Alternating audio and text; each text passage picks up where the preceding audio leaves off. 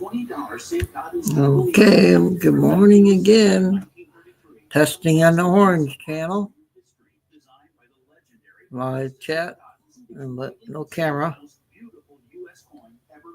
For a limited time, premiums on the $20 St. Gaudens are closer to the modern gold eagle than ever. As gold prices rise, the $20 St. Gaudens offers you exceptional value. Nearly 1 ounce of gold, plus the added benefit of collector demand. Call 800-200-2603 now to secure your $20 St. Gaudens before premiums rise. Supplies are limited, and this market opportunity won't last. Call now, and you'll also receive a free Morgan dollar from 1921. The last year these iconic silver dollars were minted. This one should work because it worked the other day. Today and make extraordinary history yours.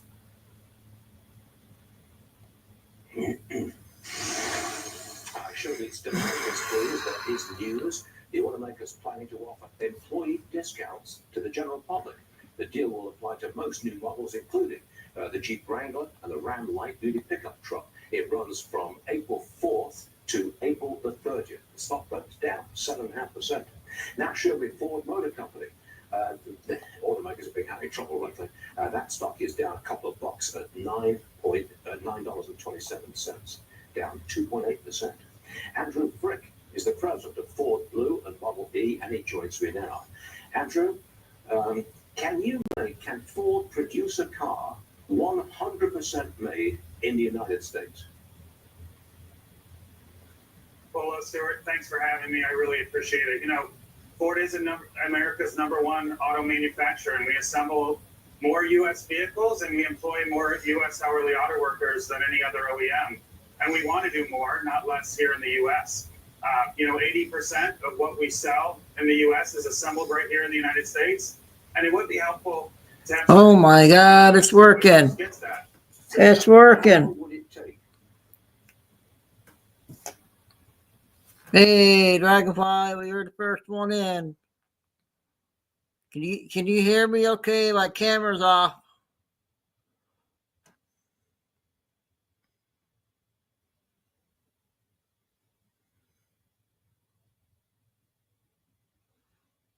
Well, yeah, the camera's off. I want to see if I can...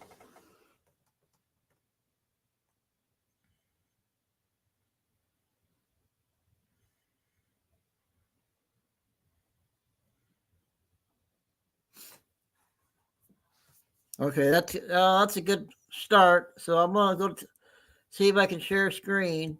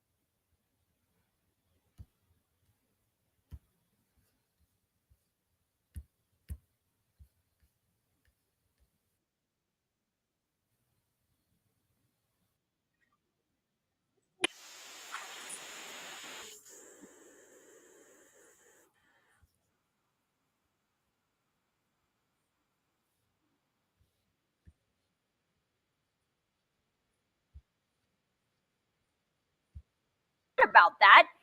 He said, nothing to see here, all part of the plan. I think it's going very well. It was an operation, like when a patient gets operated on, and it's a big thing. I said this would exactly be the way it is.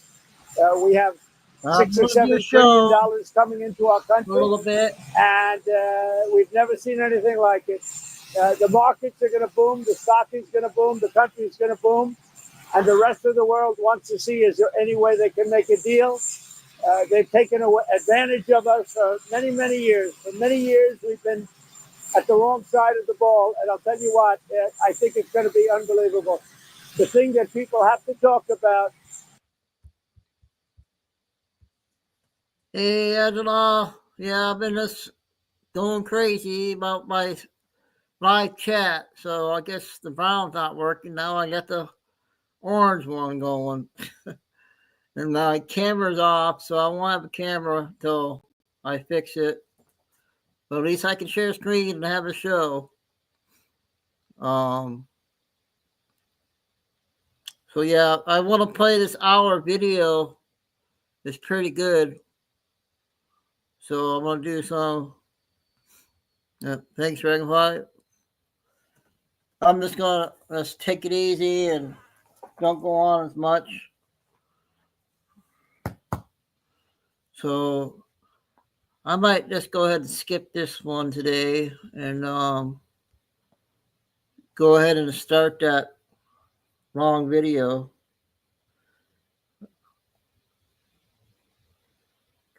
So I don't have to play it later on.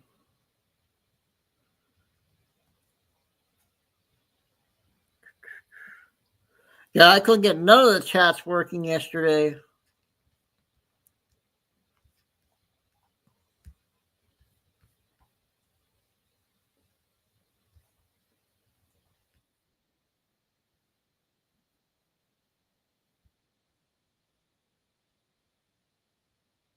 Thanks. And you. Has anybody seen this one? 36th President of the United States. I didn't shoot anybody, sir. I haven't been told what I'm here for. I'm just a I don't have to play it later.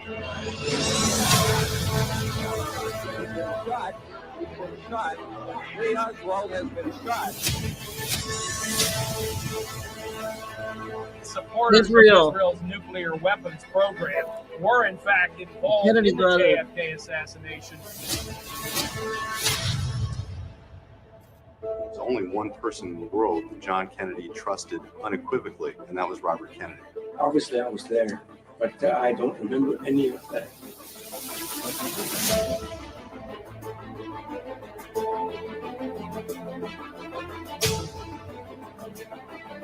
I know I've never seen this one, I don't think.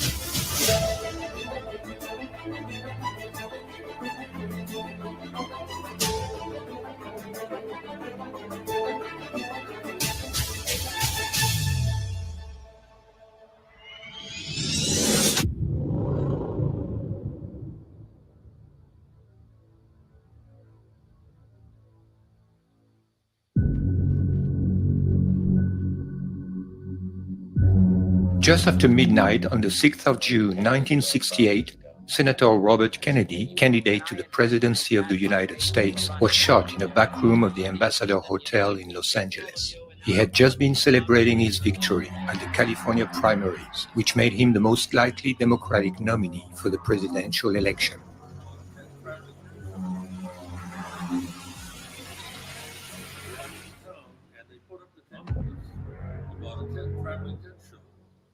With a lot of people, and this is the feeling you have. Robert would probably have won against the Republican candidate Richard Nixon. At the age of 43, he would have become the youngest American president ever, after being the youngest attorney general. His death opened the way for Richard Nixon, who could finally become president 8 years after being beaten by John F. Kennedy. John had been assassinated 4 years and a half before Robert. Had he survived, he would probably have been president until 1968, and his brother might have succeeded him. Instead of that, John's vice president, Lyndon Johnson, took over the White House in 1963. He became so unpopular that he retired in 1968. Interestingly, Johnson became president the very day of John's death and ended his term a few months after Robert's death. He was in power at the time of both investigations. Both investigations are widely regarded as cover-ups. In each case, the official conclusion is rife with contradictions.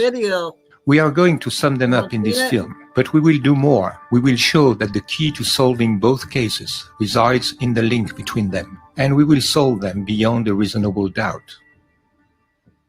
Strangely, we rarely hear about the Kennedy assassinations as a plural. John's death in 1963 and Robert's in 1968 are generally treated as two unconnected tragedies, rather than as serial murders.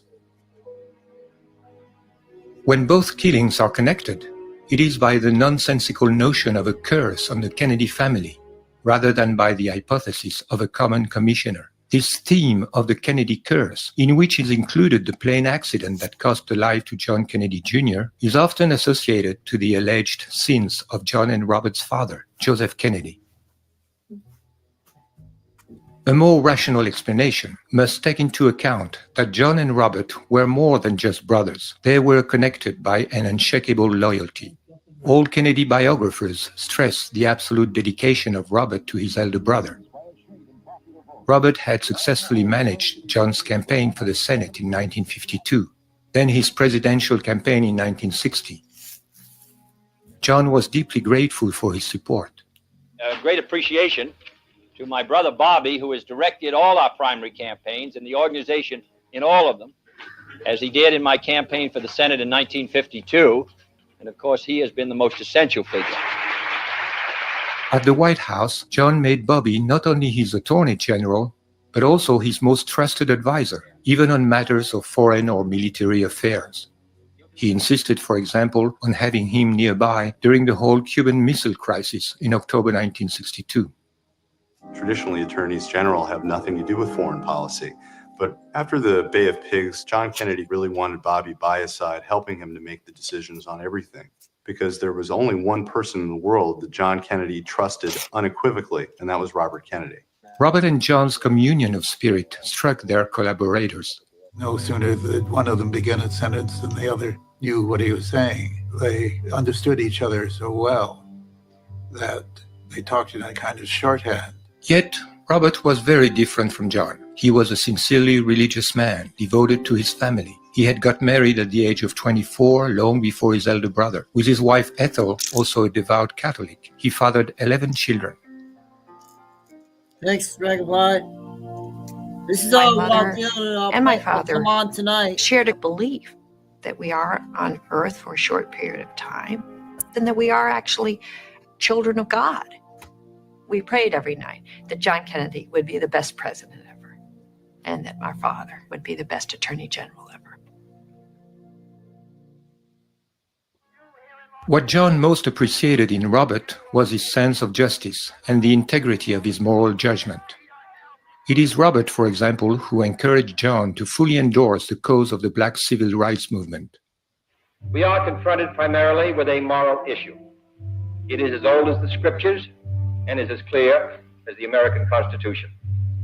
The heart of the question is whether all Americans are to be afforded equal rights and equal opportunities. Whether we are going to treat our fellow Americans as we want to be treated. It was probably the first time in the history of our country that an American president would say that the question of civil rights, the question of race, was a moral issue. And he had the encouragement of Robert Kennedy to push him in this direction. Robert Kennedy was learning. He was growing. He said to me, John, I now understand the young people have educated me. And you can see it, you can feel it. And Robert Kennedy during that period became so convinced, not just as a politician, not just as the Attorney General, but as a human being. It was time for there to be some major steps to end racial discrimination in America. Robert neither possessed John's charisma nor his ambition. After John's death, he felt that his brother's coat, which he had literally worn during his first month of mourning, was too big for him. When he finally decided to run for president in 1968, it was out of a sense of destiny to take up the torch of his brother's legacy. Robert knew that he was, in the eyes of millions of Americans, the legitimate heir to the murdered king, as well as his avenger. His public appearances led to displays of enthusiasm never seen before for a presidential candidate, and his total lack of concern for his own security only increased his prestige.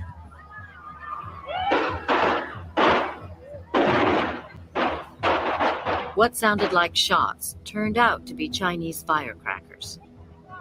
Bobby flinched, then went right on campaigning. Given the exceptional bond between the Kennedy brothers and the unity between their presidential destinies, what are the odds that their assassinations were unrelated? Common sense suggests that they were killed by the same force and for the same motives, and that Robert was eliminated from the presidential race because he had to be prevented from reaching a position where he could reopen the case of his brother's death. Was there in 1968 any objective reason to believe that he intended to do that? That is the first question we must answer.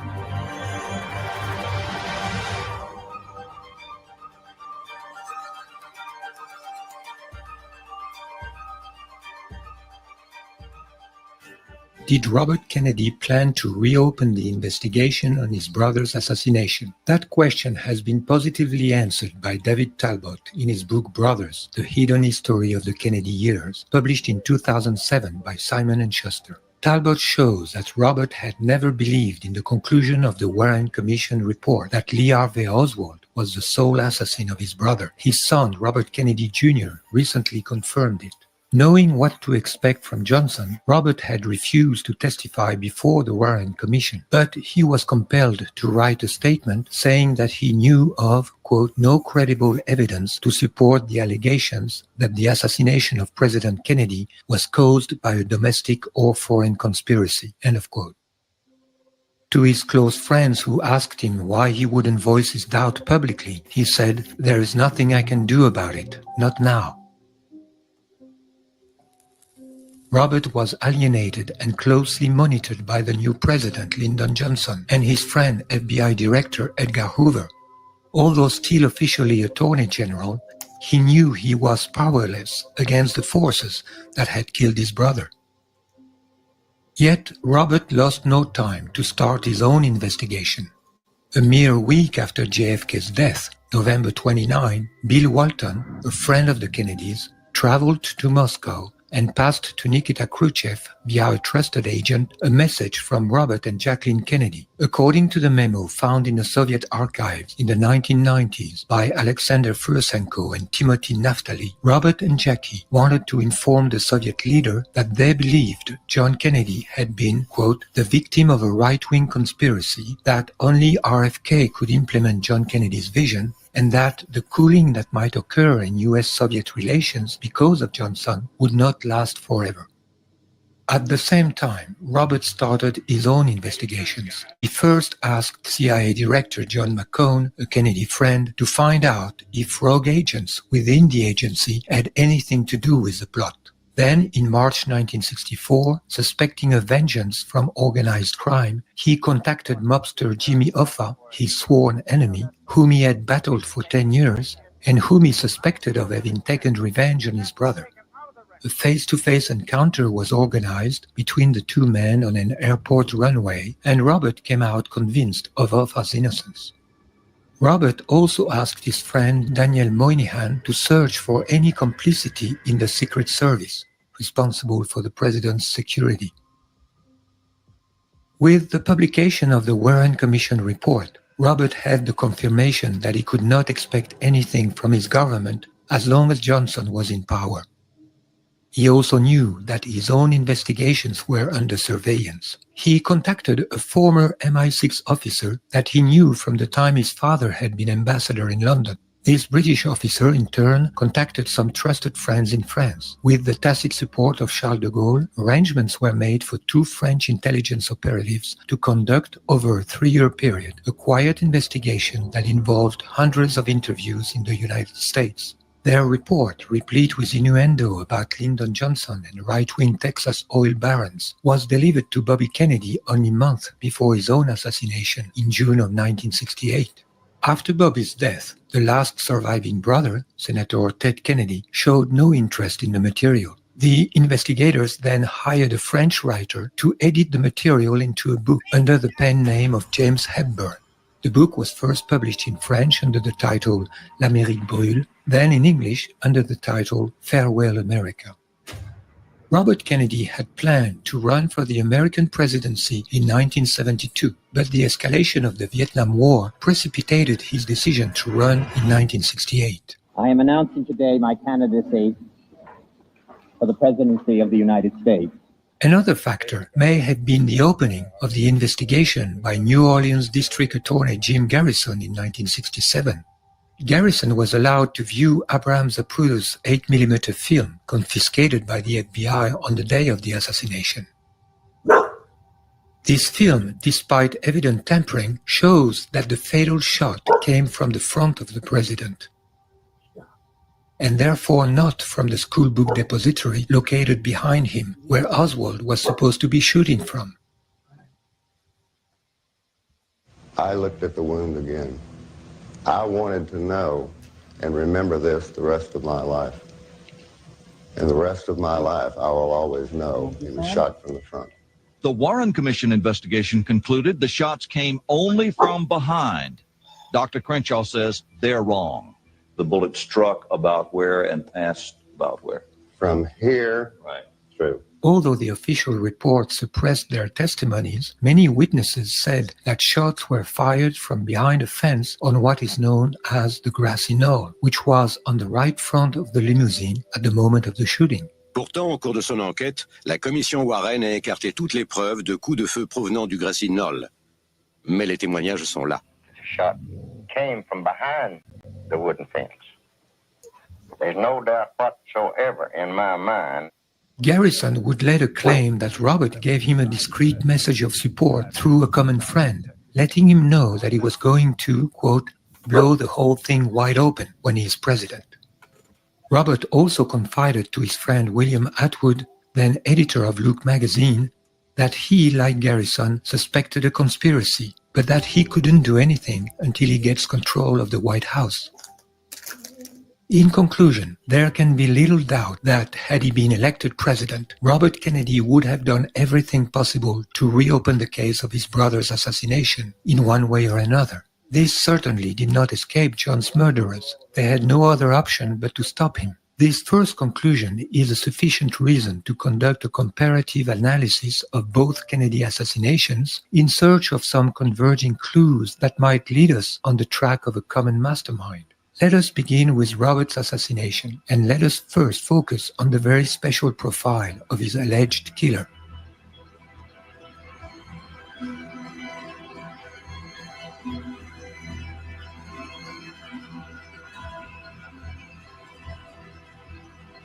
Just hours after Robert's assassination, the press was able to inform the American people not only of the identity of the assassin, but also of his motive and even of his detailed biography.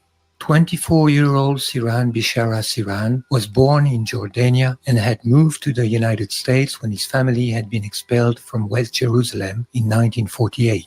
After the shooting, a newspaper clipping was found in Sirhan's pocket, quoting a favorable statement made by Robert Kennedy regarding the selling of military aircrafts to Israel. Handwritten notes by Sirhan found in a notebook at his home confirmed that his act had been premeditated and motivated by his hatred of Israel. That became the storyline of the mainstream media from day one. Jerry Cohen of the Los Angeles Times wrote a front-page article saying that Sirhan is, quote, and a young man with a supreme hatred for the state of Israel. Cohen infers that Senator Kennedy became a personification of that hatred because of his recent pro-Israeli statements. Cohen further claimed to have learned from Los Angeles Mayor Samuel Yorty that about 3 weeks before shooting Robert Kennedy, Sirhan wrote a memo to himself saying, Kennedy must be assassinated before June 5, 1968, that is, the first anniversary of the Six-Day War in which Israel humiliated 3 Arab neighbors, Egypt, Syria, and Jordan. After September 11, 2001, Americans were reminded of Sirhan as a precursor of Islamic terrorism on the American soil, and his act was installed into the war on terror mythology and propaganda. In a book entitled The Forgotten Terrorist, Mail Ayton, who specializes in debunking conspiracy theories, claims to present, quote, a wealth of evidence about Sirhan's fanatical Palestinian nationalism and to demonstrate that Sirhan was the lone assassin whose politically motivated act was a forerunner of present-day terrorism, end of quote. In 2008, on the occasion of the 40th anniversary of Bobby's murder, the Jewish Daily Forward wrote, Robert Kennedy was the first American victim of modern Arab terrorism. One cannot help but note the parallel between Kennedy's assassination and the terrorist attacks of September 11, 2001. In both tragic cases, Arab fanaticism reared its ugly head on American soil, irrevocably changing the course of events in this country. End of quote.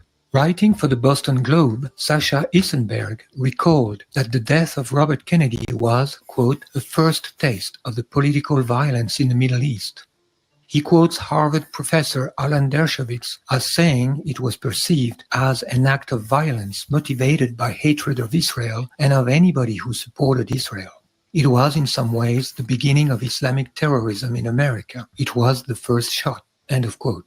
The fact that Sirhan was from a Christian family was lost on Dershowitz. The Jewish Forward took care to mention it, only to add that Islamic fanaticism ran in his veins anyway. Quote, but what he shared with his Muslim cousins, the perpetrators of September 11, was a visceral, irrational hatred of Israel. There is something suspicious in this insistence on making the assassination of Robert Kennedy a crime against Israel. But let us, for the moment, take these declarations seriously, and let us try to understand what kind of anti-Zionist Palestinian terrorist was Sirhan.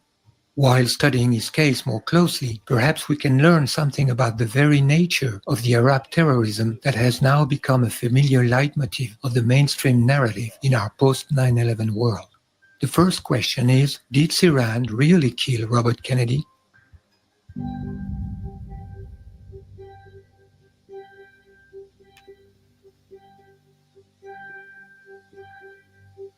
Ballistic and forensic evidence show that, in fact, none of Sirhan's bullets hit Kennedy. According to the autopsy report of Chief Medical Examiner Dr. Thomas Noguchi, who confirms it in his memoirs, Robert Kennedy was hit by 3 bullets, while a 4th went through his coat. All these bullets were shot from behind Kennedy, 2 of them under his right armpit following an upward angle, and the 3rd, the fatal bullet, behind his right ear at point-blank range. One gunshot wound was found behind right ear, and it's long, but it's were worth watching, I guess. abundance of Really a important. powder deposit on the edge of the right ear. And after test firing the similar weapon, we came to conclusion that the muzzle distance would be a 1 inch from the right ear edge and no more than 3 inches. Yet the sworn testimonies of 12 witnesses established that Robert had never turned his back on Sirhan and that Sirhan was 5 to 6 feet away from his target when he fired. Moreover, Sirhan was physically overpowered by Karl Uecker after his second shot, and although he continued pressing the trigger mechanically, his revolver was then not directed towards Kennedy. By tallying all the bullet impacts in the pantry and those that wounded 5 people around Kennedy, it can be established that at least 12 bullets were fired, while Sirhan's gun carried only 8. Finally, a computer analysis of audio recordings during the shooting, made by engineer Philip Van Praag in 2008, confirms that 2 guns are heard. 13 shot sounds over a little bit over a 5-second interval of time. There are 2 shots and then a pause of about 1 1/3 seconds, and then a flurry of succeeding shots. The primary point that people need to recall is that the capacity of Sirhan's gun was 8 shots. He did not have time to reload. And so anything more than 8 shots proves there had to be a second gun firing within that kitchen pantry, period. We have strong evidence based upon this audio tape of 13 shots, 2 double shots, the make and the model of the gun, and the directionality of those shots into the back of Robert Kennedy. All this evidence has been gathered by attorney William Pepper in a 58-page file submitted in 2011 to the Court of California with a request that Sirhan's case be reopened. Bob was hit with 4 bullets were fired at him from the rear. From the rear now. 2 went through, one through the shoulder pad and one through the chest cavity that lodged in a ceiling tile that was actually behind Sirhan, where Sirhan was standing. So the senator, the shots from the senator were from behind, and the tracing of the bullets was slightly upward. So that's where the assassin was firing, and that's where he was standing behind the senator. And we have a view as to who that person was, but a good deal more probing and evidentiary work has to be done. If Sirhan did not kill Robert Kennedy, then who did? The presence of a second shooter was indicated by several witnesses and reported on the same day by a few news outlets. En ce qui concerne les agresseurs, ici à Paris, d'après les informations que nous transmettent les agences de presse, on dit qu'il y en aurait 2. There are strong suspicions that the second shooter was Thane Eugene Caesar, a security guard hired for the evening by the Hotel Ambassador owned by Meyer Schein. Caesar was stuck behind Kennedy at the time of shooting. Several witnesses saw him draw his pistol, and one of them, Don Schulman, positively saw him fire. As we were slowly pushed forward, another man stepped out, and he shot. Just then the guard who was standing behind Kennedy took out his gun, and he fired also. The next thing I knew is that Kennedy was shot 3 times. Now, how far was Sirhan from Senator Kennedy at the time? I would say approximately from 3 to 6 feet. Where was this guard who was firing his gun? He was standing directly to the side and back of Kennedy. On what side? He was standing on the right-hand side. Contract killer could not find a more efficient and concealed position to do his deed. First, a clear opening to shoot at the heart, with little chance to be seen by witnesses situated either in front of or behind the victim. Then another opportunity for a concealed coup de grace in the back of the head as the victim slumps to the floor.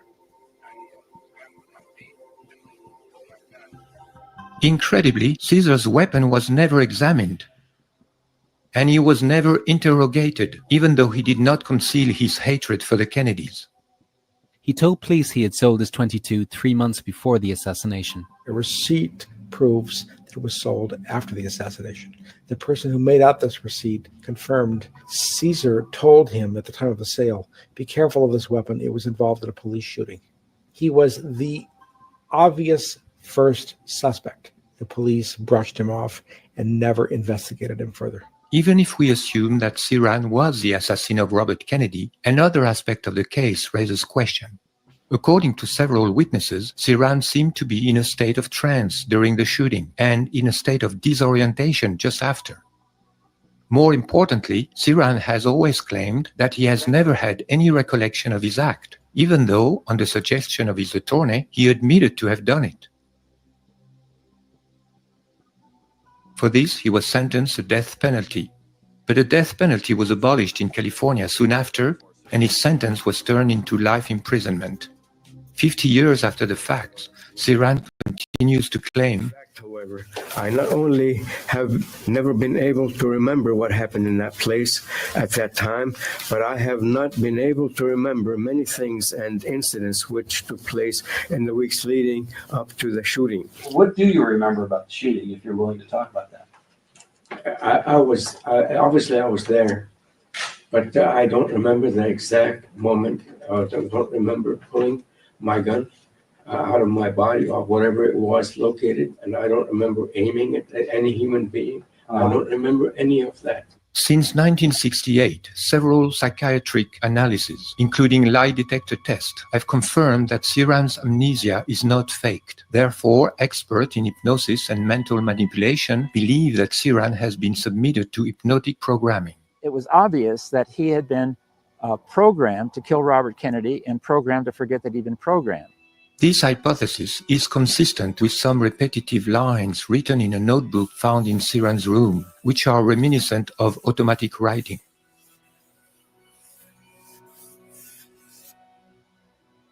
In 2008, Harvard University professor Daniel Brown, a noted expert in hypnosis and trauma memory loss, interviewed Sirhan for a total of 60 hours and concluded that Sirhan, who belongs to the category of high hypnotizables, acted involuntarily under the effect of hypnotic suggestion.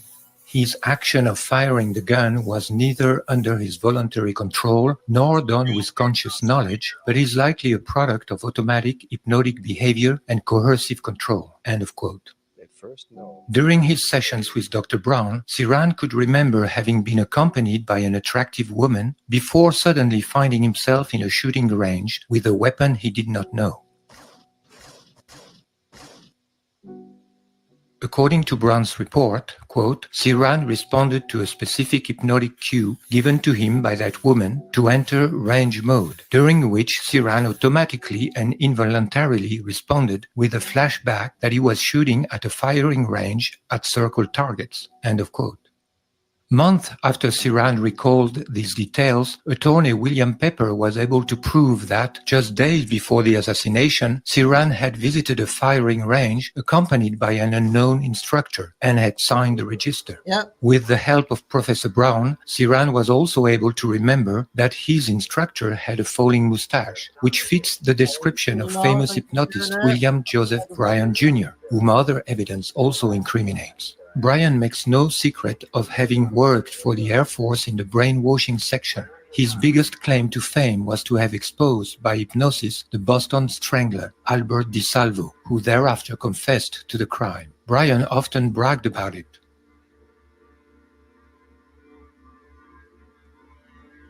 This is significant because in the notebook found at Sirhan's home that Sirhan recognized to be in his own handwriting, but that he cannot remember having written, we find this: God help me, please help me, Salvo, Di Salvo, Di Salvo. It is surmised that he heard the name while under hypnosis. You have to have the person locked up physically, you have control over them, you have to use a certain amount of physical torture involved. And there is also the use of long-term hypnotic suggestion, probably drugs, whatever, and so on. Under these situations where you have all this going for you, like the prison camp and so on, yes, you can brainwash a person to do just about anything. What I'm speaking about are the innumerable instances that we ran into when I was running the country's brainwashing and anti-brainwashing programs. We know that in the 1960s, American military agencies were experimenting on mental control. Dr. Sidney Gottlieb, son of Hungarian Jews, directed the infamous CIA MK-Ultra project, which, among other things, was trying to answer questions like, can a person under hypnosis be forced to commit murder? According to a declassified document dated May 1951. We also know that Sirhan was attending meetings of occultist circles, practicing mental experiments, and this may have created opportunities to submit him to hypnotic programming. Israeli journalist Ronen Bergman has recently revealed that in May 1968, the month preceding Robert Kennedy's assassination, the Aman, the Israeli military intelligence, was planning to assassinate Yasser Arafat by hypnotically programming a Palestinian. The idea was proposed by a Navy psychologist named Binyamin Shalit, who claimed that, quote, if he was given a Palestinian prisoner, one of the thousands in Israeli jails, with the right characteristics, he could brainwash and hypnotize him into becoming a programmed killer. He would then be sent across the Jordan, join the Fatah there, and, when the opportunity arose, do away with Arafat. End of quote. The proposal was approved. Shalit selected a 28-year-old Palestinian from Bethlehem, whom he judged easily suggestionable.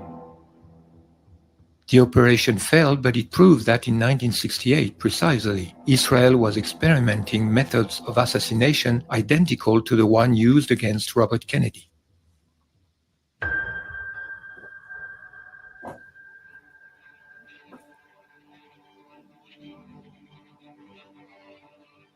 In the hypothesis that Iran has been manipulated, the question is, why him? Who had an interest in having people believe that Robert was killed by a fanatic Palestinian motivated by hatred of Israel? Israel, of course. But then we are faced with a dilemma. For why would Israel kill Robert Kennedy if Robert Kennedy was supportive of Israel? That would logically exclude Israel from the list of suspects. The dilemma rests on a misleading assumption, which is part of the deception. In reality, Robert Kennedy was not pro-Israel. He was simply in an electoral campaign. As everyone knows, a few good wishes and empty promises to Israel are an inescapable ritual in such circumstances. Robert's statements did not exceed the minimal requirements. It is claimed that Sirhan had in his pocket a newspaper clipping from the May 27 issue of Pasadena's Independent Star News, mentioning that Robert Kennedy had declared in an Oregon synagogue, quote, "The United States should, without delay, sell Israel the 50 Phantom jets she has so long been promised," end of quote. But the author of this article, David Lawrence, underlined how little credit should be given to Robert's electoral promises. His article, entitled Paradoxical Bob, began like this: "Presidential candidates are out to get votes, and some of them do not realize their own inconsistencies." All things considered, there is no ground for believing that Robert Kennedy would have been, as President of the United States, particularly friendly to Israel. The Kennedy family, proudly Irish and Catholic, was not known to be very appreciative of Jews. Joe Kennedy had been notoriously critical of Jewish influence during the Second World War. While ambassador in London from 1938 to 1940, he had supported the appeasement policy of British Prime Minister Neville Chamberlain toward Hitler. When Roosevelt was about to enter the war, he had resigned and declared that he intended, quote, "to devote my effort to what seems to me the greatest cause in the world today, to help the president keep the US out of the war," end of quote. During John's presidential campaign, Menahem Begin's party, Herut, wondered publicly if the father, Joe Kennedy, quote, "did not inject some poisonous drops of anti-Semitism in the mind of his children," end of quote. In his Pulitzer Prize-winning book Profiles in Courage, published in 1956, Kennedy had declared his admiration for Senator Robert Taft, who, by calling the Nuremberg military trials of 1946 a shameful parody of justice, had sacrificed his political future. We will talk later about John Kennedy's tense relationship with the State of Israel.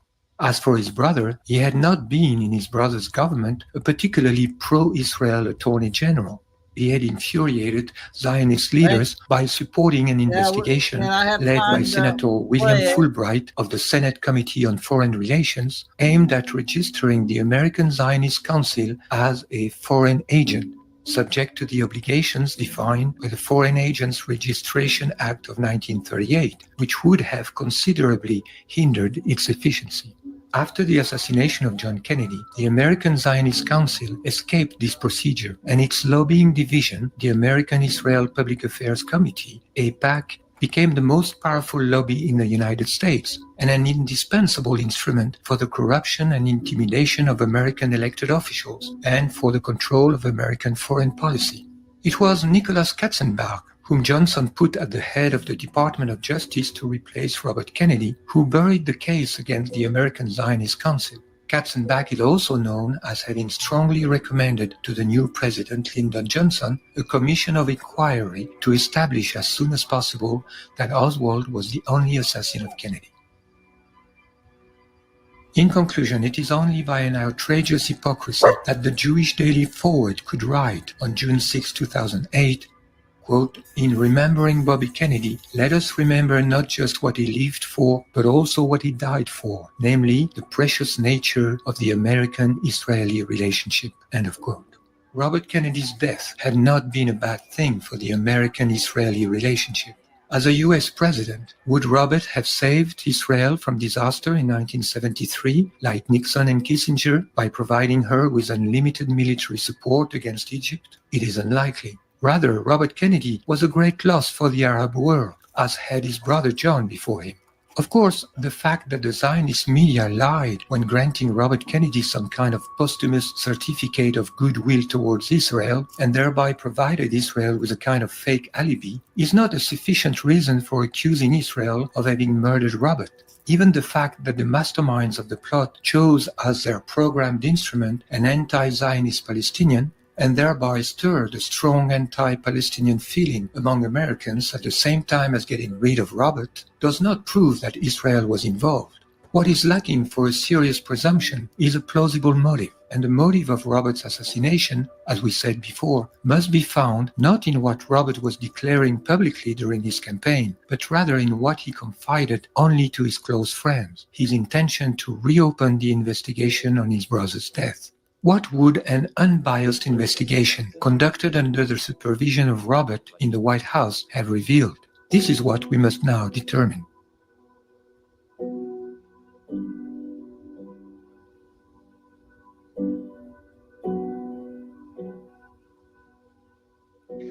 It is obvious for any person even vaguely informed that a genuine investigation would prove that Oswald was only the unwilling instrument of the plotters, a scapegoat prepared in advance to be blamed for the crime and then be slaughtered without a trial. I'm just a patsy. We will not here review the evidence which contradicts the official thesis of the lone gunner. They can be found in numerous other books and films. Just as notorious is the theory according to which the plot to kill Kennedy originated from the CIA, or rather from a secret network within the CIA in collusion with extremist elements in the Pentagon. That thesis looms the largest among conspiracy theories found in books, articles, and films that have been produced for 50 years since the Kennedy assassination. Rather than examining one by one all the arguments of this theory, we shall here trace back its origin. If the trail of the CIA is such a well-trodden path among Kennedy researchers, it is because it has been cut and marked by the mainstream media themselves, as well as by Hollywood. And that began even before the assassination, on October 2, 1963, with an article in the Washington Daily News picked up by the New York Times chief Washington correspondent Arthur Kroc. The article denounced the CIA's unrestrained thirst for power and quoted an unnamed very high official who claimed that, quote, even the White House could not control it any longer, and that if the United States ever experiences an attempt at a coup to overthrow the government, it will come from the CIA and not from the Pentagon, end of quote. Without saying so, Kroc was letting his readers believe that the very high official whom he quoted was none other than the president himself, who was sending a message to the public via the press. In such a way, the New York Times was planting a sign a month and a half before the Dallas killing, pointing to the CIA as the most likely instigator of the upcoming coup. The sign said, the president is going to fall victim of a coup, and this will come from the CIA. In the 1970s, the mainstream media and publishing houses again played a major role in steering conspiracy theorists toward the CIA trail, while avoiding any hint of Israeli involvement. One major contributor to that effort was the Israeli-American Alan Weberman, a close associate to Jewish Defense Organization, with his 1975 book, Coup d'Etat in America, The CIA and the Assassination of John F. Kennedy, co-authored by Michael Canfield. Weberman acknowledged Richard Pearl's assistance in his investigation. His book contributed to the momentum that led the House Select Committee on Assassinations to reinvestigate in 1976 the murders of JFK and Dr. Martin Luther King, with a special focus on the CIA and organized crime. It is also in this context that Newsweek journalist Edward J. Epstein published an interview of George de Mohrenschildt, a Russian geologist and consultant for Texan oilmen who had befriended Oswald and his Russian wife in Dallas in 1962. De Mohrenschildt admitted that Oswald was introduced to him at the instigation of a CIA agent. The problem is that de Mohrenschildt was in no position to confirm or deny the words that Epstein ascribed to him. He was found dead a few hours after giving the interview. De Mohrenschildt's death was ruled a suicide. The sheriff's report mentions that in his last month, he complained that, quote, the Jews and the Jewish mafia were out to get him. Needless to say, Epstein didn't mention anything about this. We should also mention author Mark Levin by his real name. He was the first to incriminate the FBI and the CIA directly in his articles and then in a 1966 book, Rush to Judgment, which received considerable media coverage. Lane was adamant that the CIA was a culprit in his last book, published in 2011, Last Word, My Indictment of the CIA in the Murder of JFK. That Israeli agents had been instrumental in spreading conspiracy theories targeting the CIA has become evident with Oliver Stone's film JFK, released in 1991, starring Kevin Costner in the role of District Attorney Jim Garrison. This film, which shook public opinion to the point of motivating the President John F. Kennedy Assassination Records Collection Act of 1992, was produced by Arnon Milchan, described in a 2011 biography as being from his youth, quote, one of the most important covert agents that Israeli intelligence has ever fielded. Milchan was working in particular to boost Israel's nuclear program. In 2013, Milchan publicly revealed his extended activity as a secret agent of Israel. It is therefore no wonder that Stone's film gives no hint of the Mossad connection that Garrison had stumbled upon. All these examples demonstrate that the charges against the CIA have been the subject of considerable investment by others who are predominantly Jewish and benefited from an effective echo chamber in the mainstream press. The mainstream news and entertainment industry engaged in double-dealing. While ostensibly defending the official theory of the lone gunner on the front page, they channeled the skeptic's scrutiny towards the CIA. This is a typical strategy of Israel, occupying the ground of protest and creating a rigged debate excluding any reference to Israel. The contradiction of the official thesis is maintained focus on the CIA, the military-industrial complex, or any other 100% American organization by an elite of militants whose primary motivation is the preservation of the interest of the Jewish community. In fact, the CIA conspiracy theory suffers from a crippling contradiction. According to it, the purpose of killing Kennedy was to create a pretext for invading Cuba, something that Kennedy had always refused to do.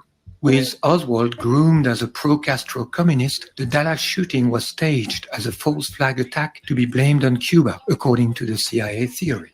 But then, why did no invasion of Cuba follow Kennedy's assassination? It is because Johnson, we are told, thwarted the plot's ultimate aim to start World War III. This is to ignore the tremendous amount of evidence accumulated against Johnson.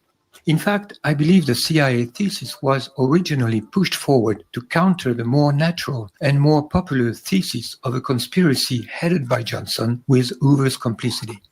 Another weakness in the CIA theory is the fact that researchers following this lead seem unable to come to any agreement about the mastermind of the plot. In fact, one of the names that come up most often is James Jesus Angleton, the head of counterintelligence within the CIA. Professor John Newman writes about him in Oswald and the CIA, quote, no one else in the agency had the access, the authority, and the diabolically ingenious mind to manage this sophisticated plot.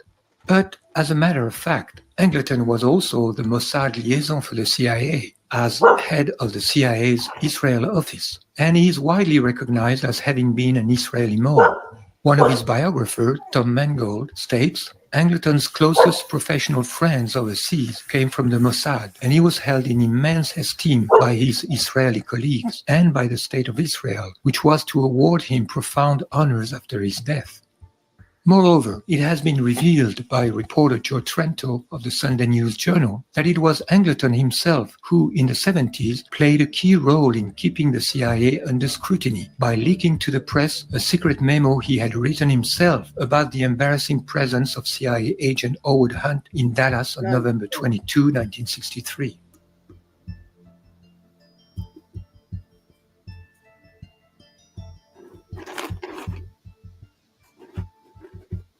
By a strange paradox, the authors who stand for the conventional thesis of a CIA conspiracy build their case on the biography of Oswald, while at the same time claiming that Oswald had almost nothing to do with the killing. It is about as useful as scrutinizing Osama bin Laden's biography to solve 9/11. If Oswald was just a patsy, as he claimed, the quest for the real culprits must logically begin by investigating the man who shot Oswald 2 days after his arrest in the Dallas police station, thus preventing a judgment that would have revealed the weakness of the accusation against Oswald. Oswald's assassin is known as Jack Ruby, but few people know that his real name was Jacob Leon Rubinstein, that he was the son of Jewish Polish immigrants, and that, to the Warren Commission, he had explained his presence in the police station as a Yiddish translator for Israeli reporters.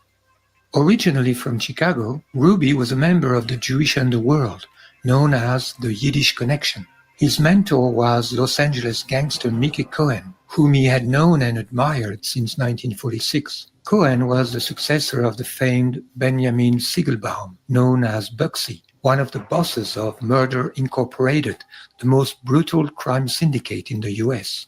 Mickey Cohen was in contact with Menahem Begin, the former Irgun chief, a specialist of false flag terrorism.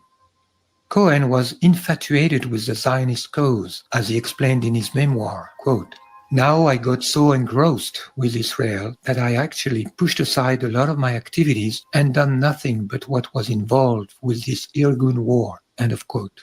We also know that Ruby phoned Al Gruber, a Mickey Cohen associate, just after Oswald's arrest. Most probably, that is when he received an offer that he couldn't refuse, for reasons possibly linked to his heavy debt. Ruby died from a rapidly spreading cancer in 1967, so he wouldn't have been around for a new trial under Robert Kennedy's presidency. Yet his Irgun connections and some of his recorded statements were highly disturbing. Ruby's defense lawyer William Kunstler wrote in his memoir that Ruby told him he had killed Oswald, quote, "for the Jews," and Ruby's rabbi Hillel Silverman received the same confession when visiting Ruby in jail.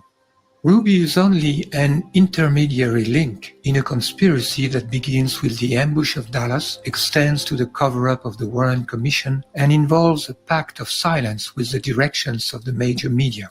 At every level of the conspiracy, we find the fingerprints of the Israeli deep state. Let's begin with the Dallas ambush.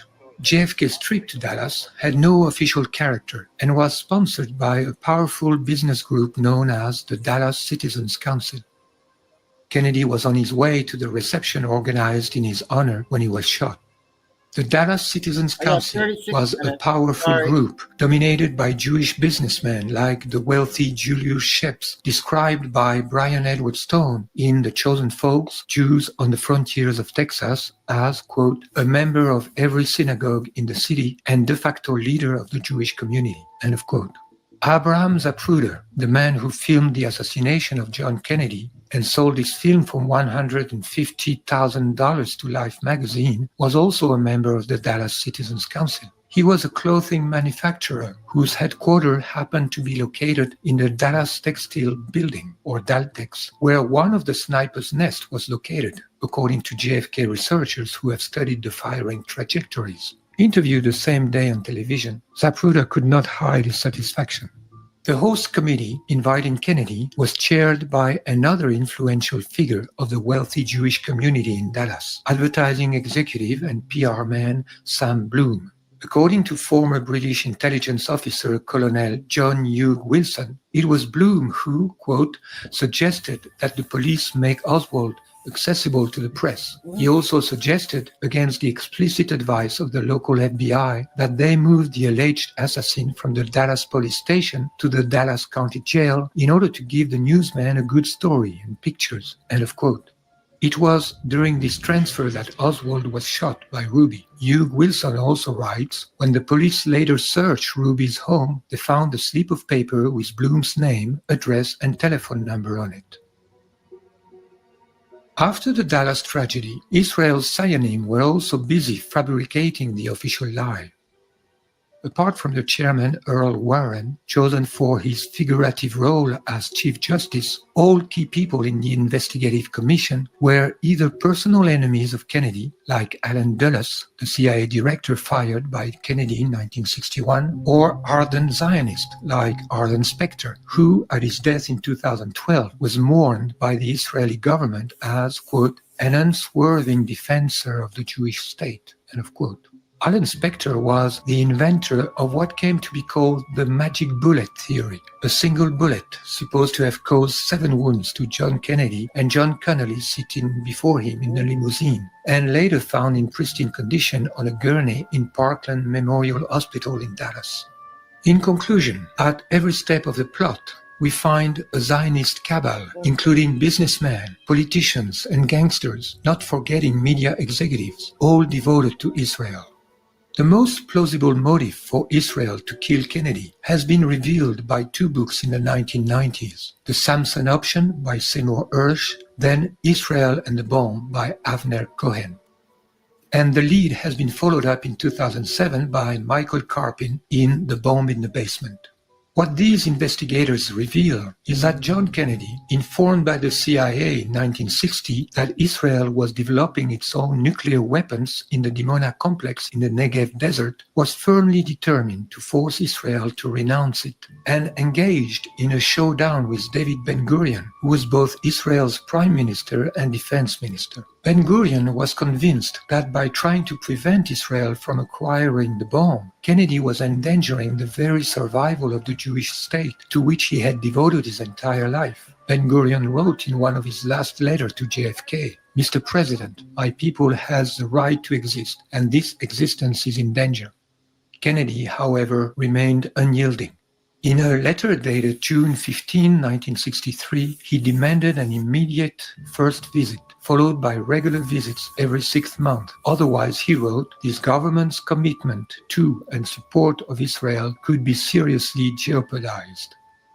The result was unexpected. Ben-Gurion avoided receiving the letter by announcing his resignation on June 16.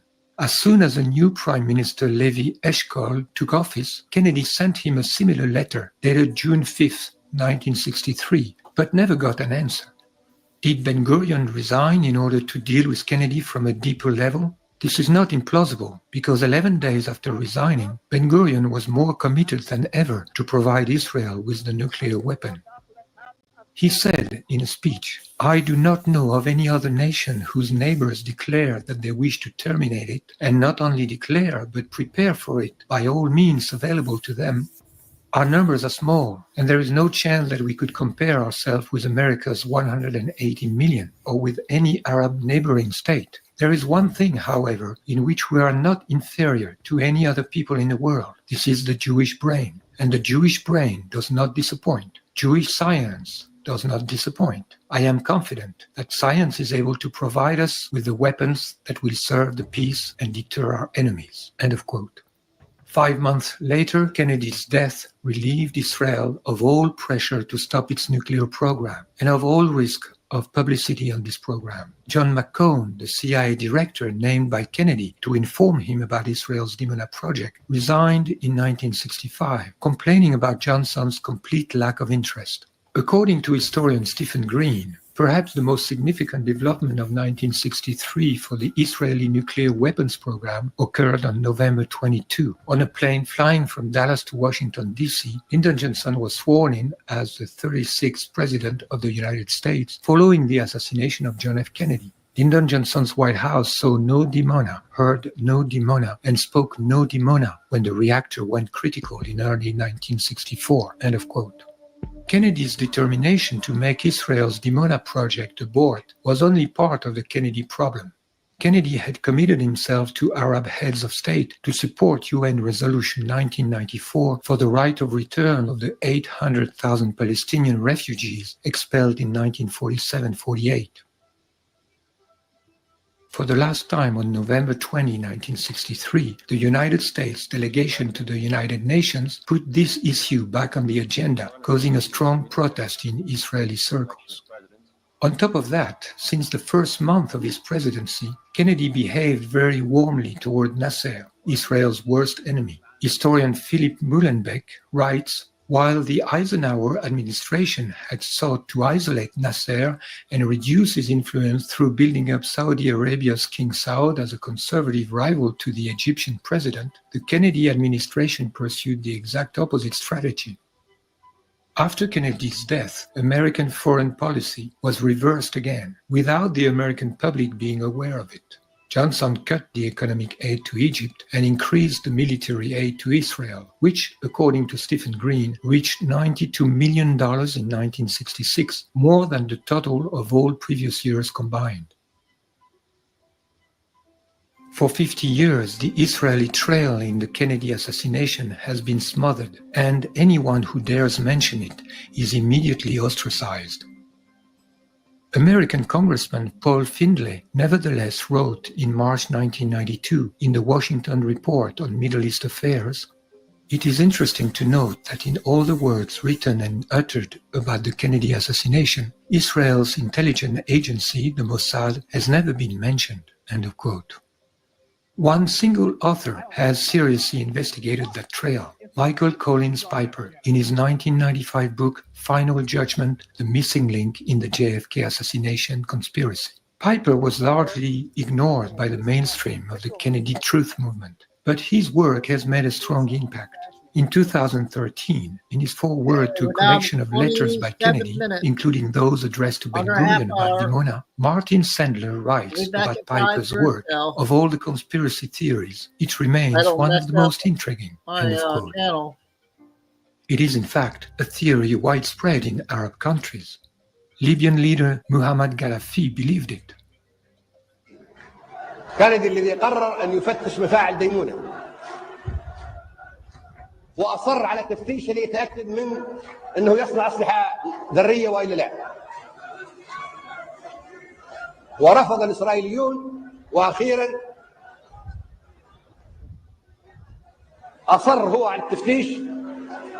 كان المخرج من هذه الأزمة هو استقالة بن غوريون، استقال حتى لا يوافق على تفتيش مفاعل ديمونة، وأعطى الضوء الأخضر بقتل كندي، وهكذا قتل كندي بسبب مفاعل ديمونة وإصراره على تفتيشه. بسبب إصراره على تفتيشه قتل كندي. On September 23, 2009, Gaddafi had the guts to demand a new investigation in front of the General Assembly of the United Nations. قضية تطرح في الجمعية العامة لابد أن نطلق صراحة.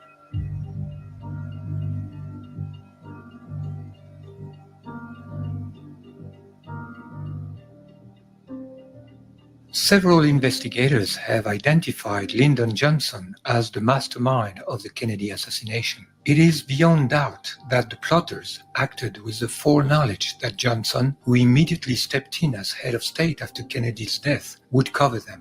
The context of national crisis enabled Johnson to bully both justice and the press while achieving his life's ambition. Johnson not just benefited from the plot, he participated in its elaboration. As a former senator from Texas, he could mobilize high-ranked accomplices in Dallas to prepare the ambush. Johnson also exerted a tight control on the Navy, where he had obtained the privilege to name his Texan partners as Navy Secretary, first John Connally in 1961, then Fred Korth 1 year later. Johnson's connection to the Navy is an important aspect of the case because it is under the control of Navy officers that Kennedy's counterfeit autopsy was performed in Washington after his body had been literally robbed at gunpoint from Parkland Hospital in Dallas. The autopsy report from the Navy hospital stated that the fatal bullet had entered the back of Kennedy's skull, in contradiction to the unanimous testimonies of the Dallas hospital staff. Contrary to a widespread but erroneous belief, Lee Harvey Oswald had been recruited not by the CIA but by the Navy. He was a Marine, and as a Marine he had worked for the Office of Naval Intelligence, ONI.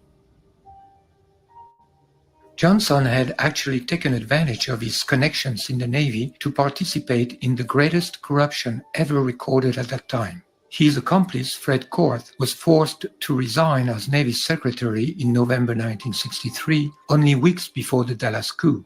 after the Justice Department, headed by Robert Kennedy, had implicated him in a fraud involving a $7 billion contract for the construction of 1,700 TFX military aircraft by General Dynamics, a Texas company. Johnson's personal secretary, Bobby Baker, was charged in the same case, and the scandal was about to blow up on Johnson's face.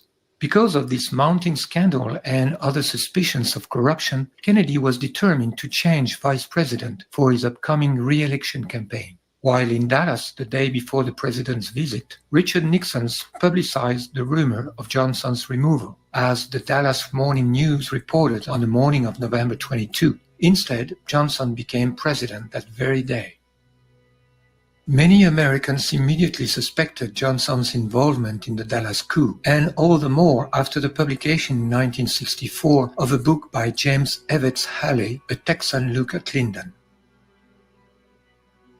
which portrayed Johnson as a man of unlimited ambition and corruption. According to his biographer Robert Caro, Johnson had, quote, a hunger for power so fierce and consuming that no consideration of morality or ethics, no cost to himself or to anyone else could stand before it. Robert Kennedy himself suspected Johnson, whom he had always despised and mistrusted. He is reported as saying, "Johnson lies all the time. I'm just telling you, he just lies continuously about everything. In every conversation I have with him, he lies. As I've said, he lies even when he doesn't have to." End of quote. Through the years, a great amount of evidence and testimonies have been gathered against Johnson in the killing of John Kennedy. The evidence incriminating Johnson does not conflict with the evidence against Israel. Both trails converge in the person of Jack Ruby.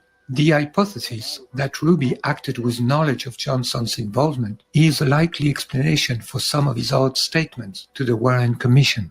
He insisted on being brought to Washington to speak directly to Johnson and added, "There will be a certain tragic occurrence happening if you don't take my testimony and somehow vindicate me so my people don't suffer because of what I have done." End of quote. He said that he feared that his act would be used, quote, to create some falsehood about some of the Jewish faith, end of quote, but added that, quote, maybe something can be saved if our president, Lyndon Johnson, knew the truth from me, end of quote.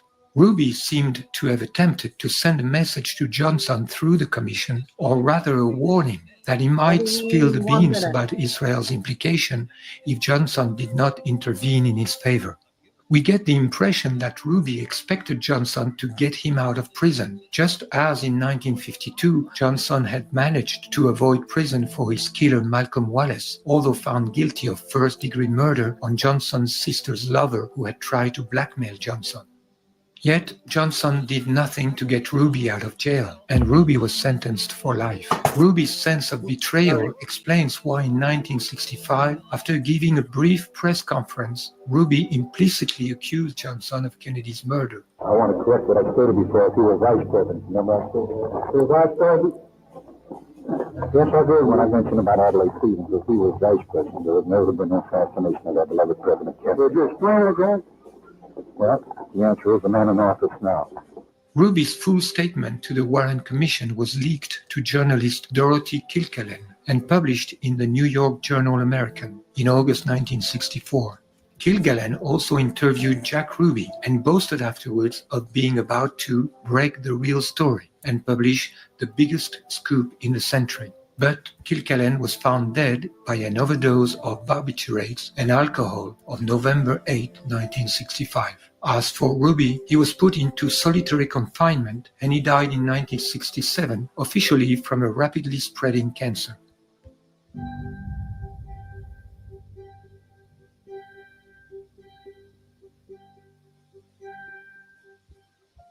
Jack Ruby is not the only element connecting Johnson to Israel. Far from it. In truth, Johnson had always been Israel's man. His electoral campaigns had been funded since 1948 by Zionist financier Abraham Feinberg, president of the fundraising organization Americans for Haggadah Incorporated, and a key financier in the Dimona Project.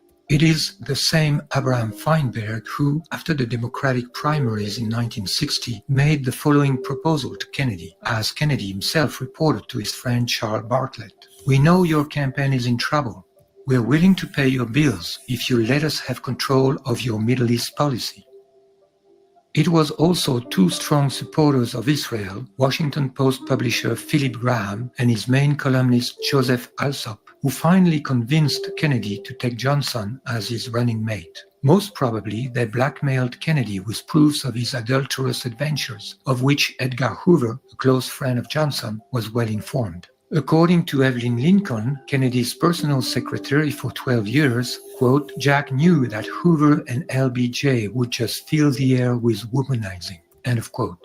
Whatever the real nature of the blackmail, Kennedy once apologized to his assistant Hyman Raskin, saying, "You know, we had never considered Lyndon, but I was left with no choice. Those bastards were trying to frame me. They threatened me with problems, and I don't need more problems." And so it is that John was forced to choose Johnson as vice president by the Zionist network, despite the fierce opposition of his brother Robert. In 2013, Associated Press reported about newly released tapes from Johnson's White House office showing LBJ's personal and often emotional connection to Israel.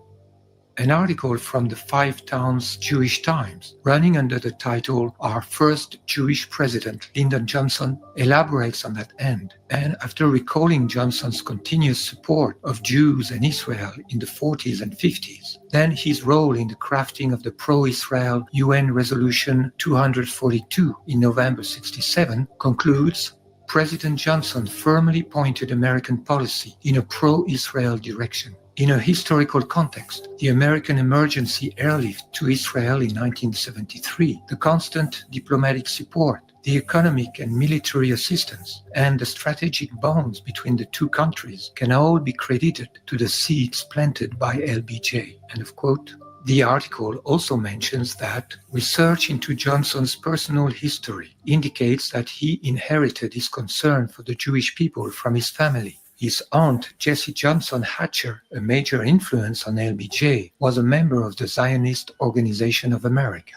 In an additional note, the article said, "The facts indicate that both of Lyndon Johnson's great-grandparents on the maternal side were Jewish. The line of Jewish mothers can be traced back 3 generations in Lyndon Johnson's family tree. There is little doubt that he was Jewish." End of quote. The Jewish and the Israeli press occasionally refer to Johnson's secret Jewishness and often remember with gratitude his Israel-friendly policy. Whatever was the reason of Johnson's loyalty to Israel, it is a fact that, thanks to Johnson, Israel could acquire its first atomic bomb somewhere between 1965 and 67 and carry out its plan to annex Palestinian territories beyond the boundaries of the United Nations partition plan.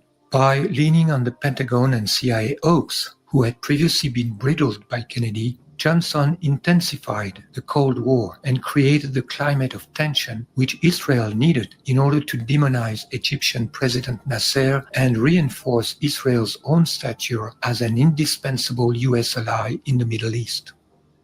During the Six-Day War of 1967, Israel managed to triple its territory while creating the illusion of acting in legitimate defense to the applause of the American press.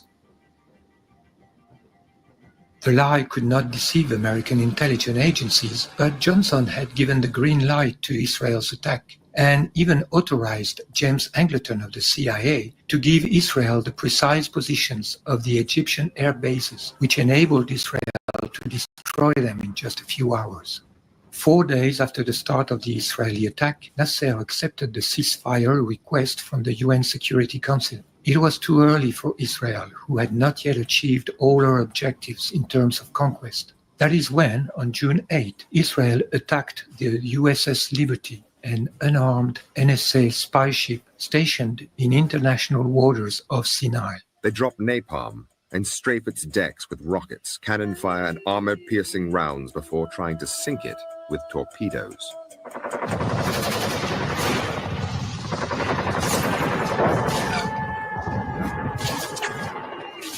We had no way to defend ourselves, and it was just, we're just slaughtered.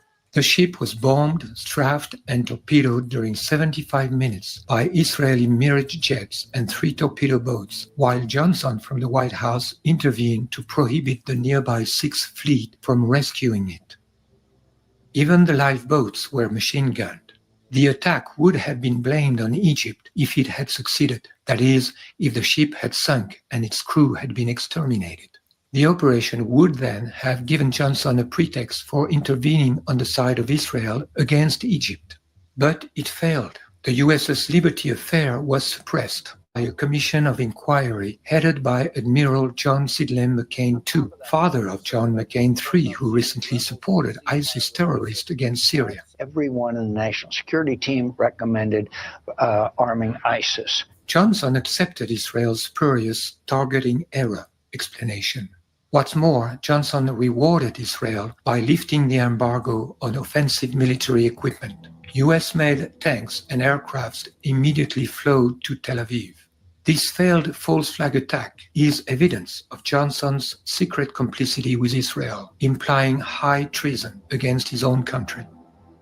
Many of Johnson's closest friends and advisors were pro-Israeli, and they reported back to Tel Aviv on his every move. The Israeli story constantly shifted to counter whatever new intelligence the White House received. So sensitive were these communications that the Israelis used code names to protect the identity of their White House agents. But for the first time, the members of the ring can be named. Hamlet was a $1 million fundraiser for the Democrats. When he rang, Johnson took his calls. He was Abe Feinberg. Menashe was Arthur Goldberg, the U.S. ambassador to the United Nations. Harare was David Ginsburg, a high-profile Washington lawyer who also represented the Israeli embassy. Ilan was Supreme Court Justice Abe Fortas. Lyndon Johnson had dinner with him on the eve of the Six-Day War. The strategy worked. The U.S.-Israeli relationship proved to be stronger than the killing and injuring of more than 200 Americans.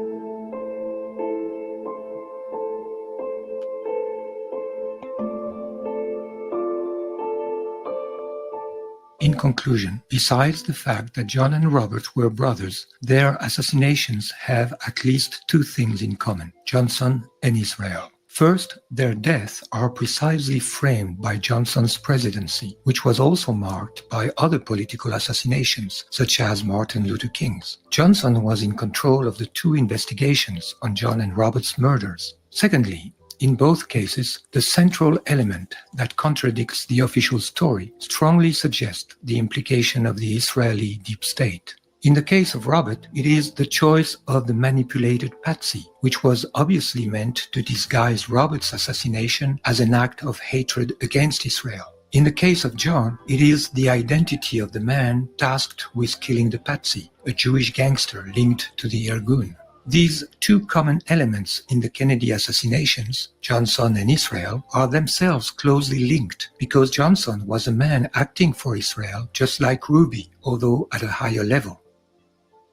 The evidence for Johnson's secret loyalty to Israel includes his high treason in the USS Liberty affair.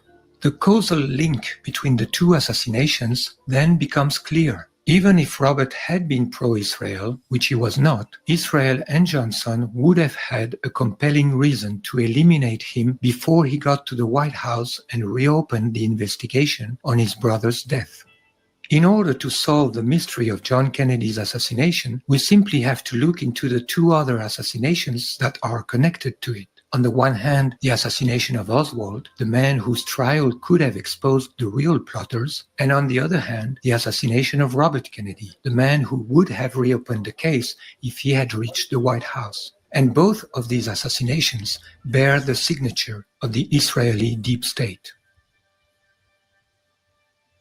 The Kennedy assassinations are obsessing the American psyche and corrupting its character. The sense of a terrible truth hidden by the government is making America deeply neurotic, like a repressed family secret affecting the whole personality. This lie, buried into the deep state, has rendered Americans vulnerable to other lies, just like any lie creates a predisposition for new lies and even the need for more lies to cover it up. Having fallen deeper and deeper under the control of Israel, America is now morally corrupt and haunted by its own lies. Conversely, exposing one lie will make other lies fall one by one. That explains why there is still today, more than 50 years later, a determination from the corrupt American Zionist-controlled leadership to keep the truth hidden. This is also why unveiling the truth about the Kennedy assassinations is so crucial and will lead inevitably to unveiling the truth about 9/11 and to a new awareness about the other lies by which the United States and the world have been drawn into wars against the enemies of Israel. Carl Jung, the psychologist of the collective unconscious, said that the mythical character of a life expresses that it has a historical significance. The life and death of the Kennedys have such a mythical dimension. The Kennedy dynasty embodied the Irish Catholic root and branches of the American people, with all that it represents in terms of antagonism to English Puritanism, the most Judaized branch of Christianity. This antagonism goes back to the martyr of Ireland under British oppression. During the Second World War, the Republic of Ireland remained neutral, refusing to ally itself to the British. Joseph Kennedy was then a leading figure of the isolationist. Like Charles Lindbergh, he believed that wealthy Jews were pushing the Roosevelt administration into total war against Germany. After the war, an increase in Jewish cultural influence and a decline of the Irish Catholic voice could be observed. In that context, the presidency of John Kennedy was, in the collective psyche and the destiny of the United States, of great spiritual significance. This meta-historical significance of the Kennedys did not escape the Zionist Jews, inhabited by the supremacist geopolitical project of their ancient scriptures, and placing all their hopes in their ability to influence U.S. foreign policy in favor of Israel. There is in the Kennedy tragedy a providential meaning. This is why the light on this affair will mark the beginning of the end of the mental control exercised by the Zionist movement on America and the West in general. One day, hopefully, the Kennedy brothers will receive in the United States the national recognition they deserve as heroes and martyrs in the fight against Israel's global crime.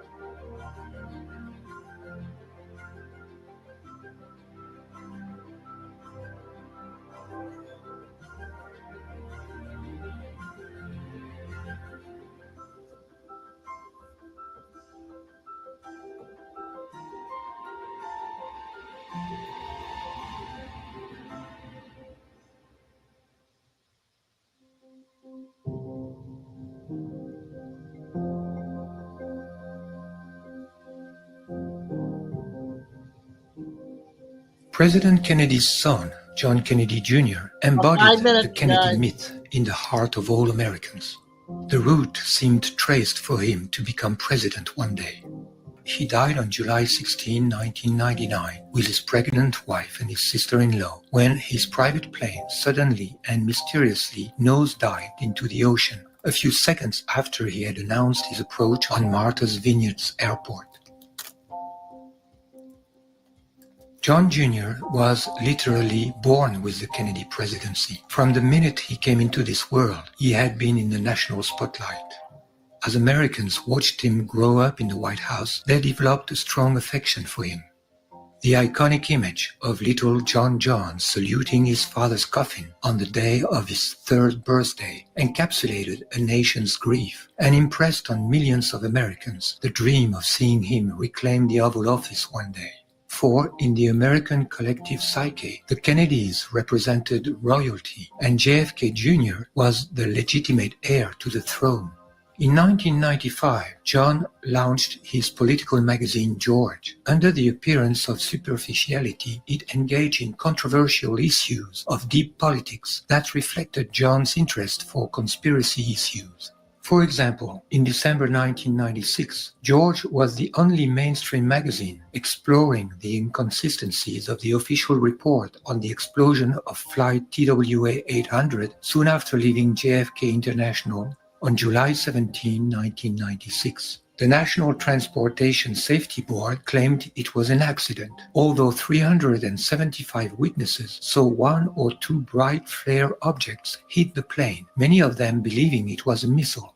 Israeli intelligence had actually tried to put the blame on an Iranian missile, but some investigators believed this was in fact a failed Israeli false flag attack designed to force the United States into retaliating against Iran. In March 1997, George published an article by the mother of Yigal Amir, the man convicted of assassinating Israeli Prime Minister Yitzhak Rabin, claiming that her son had been manipulated by Israeli deep state operatives. In October 1998, John Kennedy Jr. released a special conspiracy issue of George magazine, which included an article by film director Oliver Stone. According to testimonies from his friends, John Jr. was haunted by the death of his father and quite knowledgeable about independent investigations about it. At age 39, John was preparing his entry into politics, and he was about to announce it publicly. He had also expressed to his friend his ambition to ultimately reach for the presidency. While trying to shield him from celebrity, his mother Jackie had raised him in the worship of his father and in the idea of his own presidential destiny. According to his biographers, in 1999, John had made up his mind to launch his political career. Given his personality and his immense popularity, he had high chances to make it to the presidency in less than 20 years. John Jr. would have started his political career in New York, the city he loved and that loved him. According to some of his friends, he would have aimed at the seat of governor in 2003. According to others, he had decided to run for the New York Senate seat in 2000. This is the seat that his uncle Bobby had occupied from 1964 to 1968, and that Daniel Moynihan, a former assistant to President Kennedy, was going to leave vacant in 2000. John's chances were great. According to his biographer Christopher Anderson, John's plan interfered with Hillary Clinton's. The Clintons, who were to leave the White House in January 2001, had just purchased a home in New York State, and Hillary was gearing up to run for the Senate as a stepping stone to her own presidential future. Hillary had never resided in New York State before, and her chances to beat John Jr. were very weak. John's death allowed her to win the seat. Has the American Zionist criminal deep state perceived the danger that John Jr. represented from the moment he started his political career? Many elements suggest that his death had not been an accident.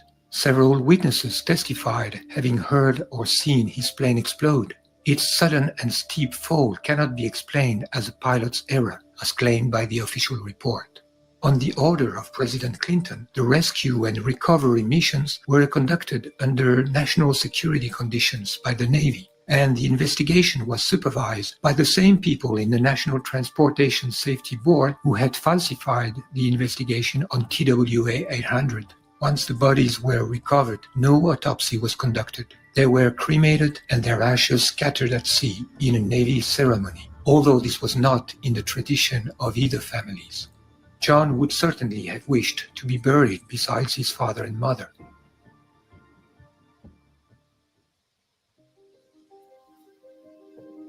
Okay, everybody.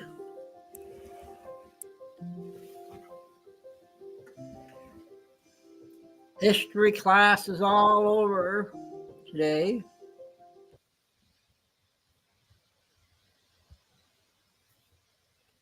Yeah, my camera's off, so I don't know what happened. I'll fix it. But it was a long video, but learned. A lot of people probably haven't seen that. I'm glad I just found it yesterday. I know not many people came in, but oh well. So everybody been looking at the market today? You're not gonna believe it. It's minus 1,600. So I don't know. So I don't know what's gonna happen. I thought it should be crashing today. It looks like, but I don't know. We'll talk about the market at 5 o'clock when it closes. They might go over minus 2,000 today.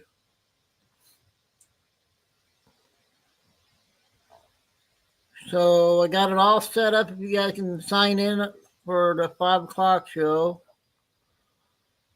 And we'll do the short videos this evening. So hope everyone liked the video there. We'll see you all back at 5. Have a good few hours.